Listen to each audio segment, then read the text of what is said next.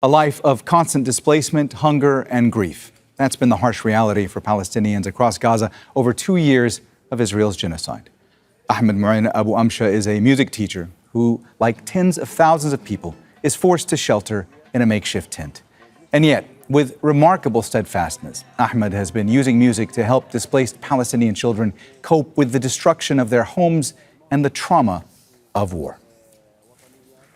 All right, Ahmed Muin Abu Amsha joins us now live from Zuweida camp in southern Gaza. Ahmed, thanks so much for being with us here on Al Jazeera. We appreciate it. Let me start by asking you first, what are conditions like for you? You've lived in this tent in Zuweida camp in southern Gaza. How long have you lived there? What are the conditions like now, especially with the weather getting colder?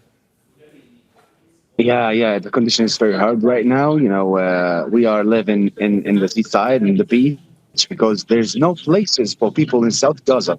Until now, we have a problem with the water, with food. Tents cannot protect us from the sun heat and the cold. So the situation is still hard, and there is a lot of a bombing sound until now. We don't believe that the ceasefire is moving forward. That's why we are still in the same place. We don't want to go back to the Gaza City, to the North Gaza, because we don't believe that, because everything is hard to live. Like, there's no tents entering from the borders until we have right now.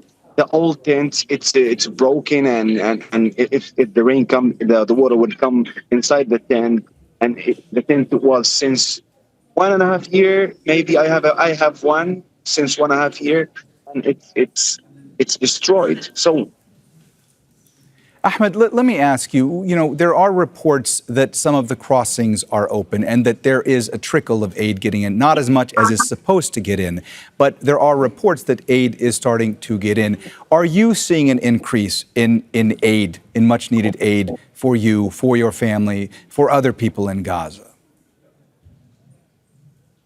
I will be honest with you, since 2 months, I have only one box of aid.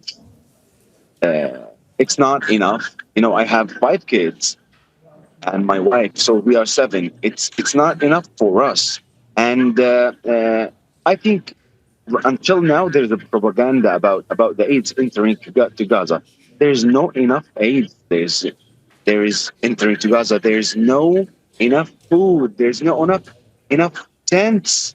Maybe they can bring 50 trucks of tents, but it's not enough. There's a lot of people. I told you, a lot of people here live in the streets. We didn't find a place. Just we live on the seaside. I'm afraid from the water and in the winter to cover us, or the wind or the cold. There is no enough aids here in Gaza. Ahmed, you said that in the past 2 months, you and your family have only received 1 box of aid. What did you receive? Was it food? Was it other items? What did you get? Yeah. Only food, like 1 kilo of beans, 1 kilo of sugar, some salt, and some cans of tuna, and 2 bottles of oil. I think, something like that, and it's not enough for only 2 weeks to my family. Not enough for your family. And we need a little bit. Yeah. We eat a little bit of food. We need more. Ahmed, we know that you teach music, and we know that you've been trying to help children and other residents of Gaza cope with trauma by continuing those music lessons. Where are you able to do that? Do you teach from a tent? And how are you able to do that under such challenging circumstances? Yeah, since 1.5 years, I make a community, like a music community, like the kids and their families. We are like one captain together. Where I displace, they have to go there with me. They told me, in the first displacing from the Gaza City, the middle Gaza City, we did all the families and the kids displaced with me.